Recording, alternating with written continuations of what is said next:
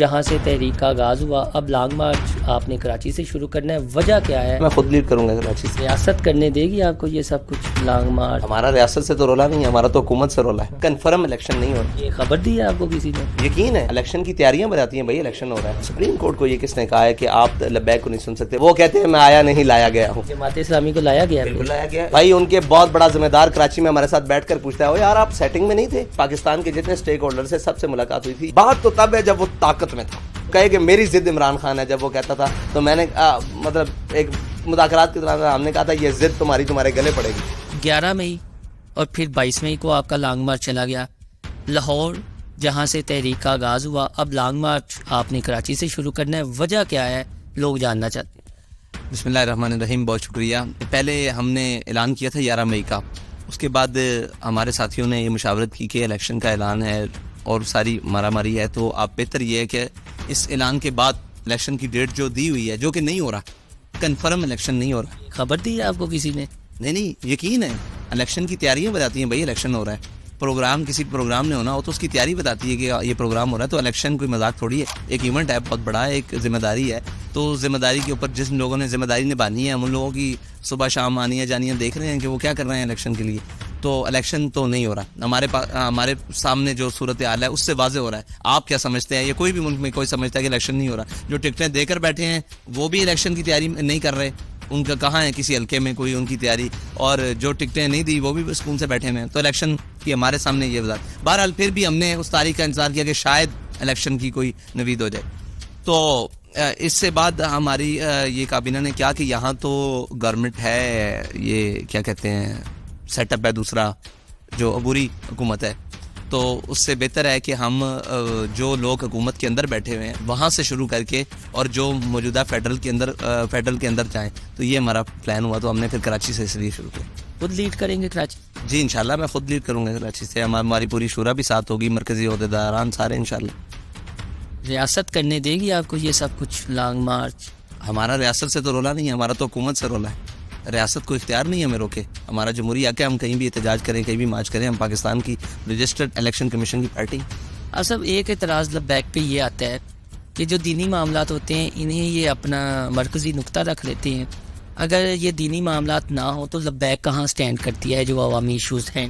تو ہم آپ سے یہ جاننا چاہیں گے جو عوامی ایشوز ہے، جو معاشرتی ایشو ہے، جو معاشی ایشو ہے، اس پر لبیک کی کیا حکمت عملی ہے؟ دیکھیں پاکستان جب بنا ہے نا تو ایک دینی ایشو تھا جس کو علامہ اقبال نے اٹھایا اور علامہ اقبال اور قائد اعظم نے اٹھایا اور پاکستان بنا۔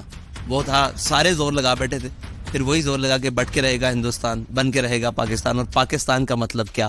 لا الہ الا اللہ۔ یہ دینی ایشو ہے نا، یہ مذہب کا استعمال ہوا ہے نا، یہ سارا کچھ استعمال کا ہے یا مذہب کا نام لیا گیا؟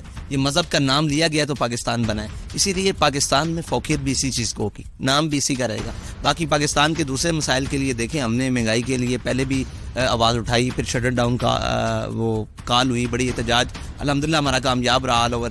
پھر اس کے بعد اب انشاءاللہ ہم لانگ مارچ کرنے کے لیے جا رہے ہیں۔ تو دینی ہو، ملی ہو، ملکی ہو، کوئی بھی مسئلہ ہو، لبیک اپنا واضح کردار ادا کرتی ہے۔ آپ دیکھیں ابھی الیکشن کمیشن میں جہاں سپریم کورٹ میں جب ہمارا گئے ہیں نمائندے، تو سپریم کورٹ کو یہ کس نے کہا ہے کہ آپ لبیک کو نہیں سن سکتے؟ وہ کہہ رہے ہیں ہم لبیک کو نہیں سن سکتے۔ مطلب اتنا بڑا ادارہ، یعنی یا اس کے بعد آپ مجھے بتائیں کہ کیا کسی ہمارے کارکن کے ذہن میں اس کی تقدس بحال رہے گا سپریم کورٹ کا؟ تو یہ ججز کو چاہیے کہ اپنی سٹیٹمنٹس اور اپنی چیزیں کہ 22 لاکھ ووٹر کی حامل جماعت کا ایک نمائندہ آپ کے سامنے کھڑا ہے اور آپ کہہ رہے ہیں کہ نہیں سن سکتے۔ پھر ہمارے ساتھ سب سے بڑا الیکشن کمیشن نے دھوکہ کیا اور ظلم کیا کہ وہ ابھی جو مردم شماری میں الیکشن کمیشن بھی داخل تھا، لیکن مردم شماری والا ایک علیحدہ پورا ایک وہ شعبہ ہے، اس نے تحریک لبیک پاکستان کو ٹی ایل پی میں، آپ کو پتہ ٹی ایل پی کراچی کی بھی اسٹیک ہولڈر ہے، اس نے اتنا کام کیا، کراچی میں ہماری 3 سیٹیں موجود ہیں، لیکن انہوں نے مردم شماری کے وقت باقی ساری جماعتوں کو بلایا جن کے پاس وہاں کی ابھی کونسلر کی سیٹ بھی نہیں ہے، ان کو بلایا اور تحریک لبیک کو نہیں بلایا۔ کراچی میں جو پور پرفارمنس رہی یہ آپ کے بلدیاتی انتخابات میں، وہ کوئی آپ نے اسکروٹنی کی، کوئی تحقیقات کی جو جن کی ناقص کارکردگی تھی امیر لبیک کی یا جو بھی تھا ذمہ دار، کہاں؟ کیونکہ مسلسل ہم یہ دیکھ رہے ہیں آپ کا 2018 کے بعد ووٹ بینک کم ہوا ہے، بڑھا نہیں ہے۔ ہمارا تحریک لبیک پاکستان کا 18 کے بعد ووٹ بینک زیادہ ہوا ہے، لیکن وہ کم کیا جا رہا ہے۔ وہ کسی بھی الیکشن کی دھاندلی کے ذریعے, کسی بھی چکر کے ذریعے. اب کراچی میں آپ کو سچی بات بتاتا ہوں, آپ یہ دیکھیں جن جماعتوں کو امیدوار نہیں مل رہے تھے کونسلر کے, وہ جیت گئی. حیران کن بات ہے بھئی, ایک ہے امیدوار آئے گا, وہ کمپین کرے گا تو اس کو ملے گی. جماعت اسلامی کو امیدوار نہیں ملے, یہ جو بھی ہیں وہ کہتے ہیں میں آیا نہیں لایا گیا ہوں. جماعت اسلامی کو لایا گیا ہے. اس میں کوئی دوسرے ایپ تھوڑی ہے, کون کہتا نہیں لایا گیا. بھائی ان کے بہت بڑا ذمہ دار کراچی میں ہمارے ساتھ بیٹھ کر پوچھتا ہے یار آپ سیٹنگ میں نہیں تھے, یہ کیا ہو گیا ہے. میں نے کہا آپ سیٹنگ میں تھے شاید, تو پھر مسکرا پڑے. یہ سچی بات ہے کہ حافظ نعیم الرحمان کی کارکردگی نہیں ہے, انہیں لایا گیا. دیکھیں کارکردگی کی بیس پر ان کی سیٹیں نہیں ہیں. اگر کارکردگی ہے بھی نا, مان لیا جائے, تو وہ کچھ اتنی سی کارکردگی ہے, ٹھیک ہے جی, اور کارکردگی بیسڈ وہ نہیں ہے, ٹھیک ہے. اور وہ کسی نہ کسی طریقے سے اب وہ چاہتے ہی ہیں کہ یہ دونوں مذہبی طاقتیں ہیں یہ آپس میں سامنے آ جائیں, لیکن حقائق اور سچ یہی ہے کہ وہ نوازے گئے ہیں, اور وہ بڑے اہم طریقے سے نوازے گئے ہیں. اور بڑے جتنا ہمارا تھا وہ کھینچ کے کوئی آدھا پیپلز پارٹی کو اور آدھا ان کو بانٹ کر وہ بدر بانٹ کر دی گئی. تو بڑے الیکشن میں بھی یہی ہوگا اور یہی تماشا ہوگا. لیکن یہ یاد رکھیے گا کہ اگر یہ تماشا ہوا تو ہم پلیٹ کے لیے تو نہیں لڑے, لیکن دیگ پہ وہ لڑائی ہوگی سارا پاکستان دیکھے گا. آپ کی بہت زیادہ فین فالوئنگ ہے سوشل میڈیا میں, عمران خان صاحب کی بہت ہے, مریم نواز کی بہت ہے.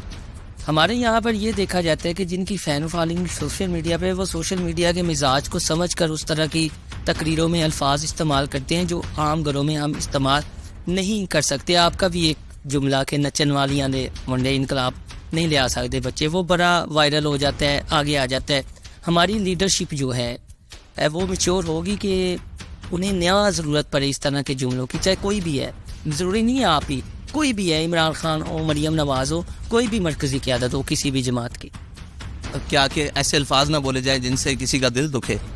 اچھا, ایسے الفاظ بالکل نہیں بولنے چاہیے, لیکن آپ یہ تاریخ تو دیکھیں کہ وہ کہاں تک اتر جاتے ہیں, وہ کیا کیا بکواس پر اتر جاتے ہیں. یعنی میں وہ الفاظ منہ سے دہرا نہیں سکتا کہ وہ کیا کیا کر سکتے ہیں. تو ایک ہمارا جملہ اگر اس جگہ پہ کہیں قبول کر لیں تو بہتر ہے, لیکن اگر یہ اپنے آپ کو روک لے اور اپنے آپ کو یہ سارے قائل کر لیں تو ہم تو صاف ظاہر ہے لوگ ہی وہ ہیں کہ ہمیں کوئی دیکھ کر بھی کہے گا کہ یار آپ یہ کیا بات کر رہے ہیں. تو ہم تو پہلے ہمارے پاس تو اس سے بھی بڑی آگے کی باتیں ہیں, لیکن ہم تو کہتے ہی کچھ نہیں ہے, کنٹرول کر کے بس چپ کر کے چلے جاتے ہیں. جو زبان یہ استعمال کرتے ہیں اور جو باتیں یہ سوشل میڈیا کی ٹرولنگ کرتے ہیں ہمارے بارے میں, اور جو ٹرینڈز اور جو واقعات, آپ کو یاد ہوگا وہ جو مطلب اس طرح کے ٹرینڈ انہوں نے کیے تھے, وہ ایک ٹرینڈ ہم نے تو ایسا لفظ ابھی تک کوئی نہیں بولا. اور جو تصاویر کے ساتھ اور جو ویڈیو کے ساتھ یہ کرتے ہیں, تو ہم نے تو ابھی کچھ نہیں کہا, ہم نے تو ایک محاورتاً ایک جملہ بولا اور وہ حقائق پر مبنی ہو گیا. یہ بھی کمال ہے. آپ صاحب ایک کنفیوژن ہے, دور کر دیں تو بہتر ہے. آپ جب گرفتار تھے, یہ شیلنگ تھی, مذاکرات تھے, آنیاں جانیاں لگی ہوئی تھی, کیسے گئے لاہور سے آپ اسلام آباد اور پنڈی؟ میں کیسے گیا, جو مجھے لے کر گئے وہ یہ بتا سکتے ہیں. یہ عمران خان صاحب سے پوچھیں. میں تو قید آدمی ہوں, آپ کو یہاں میں بٹھا لوں اور آپ کو یہاں سے دوسرے کمرے میں لے جاؤں, تو آپ یہ تو بڑی پوچھیں گے کیسے ہیں آدمی.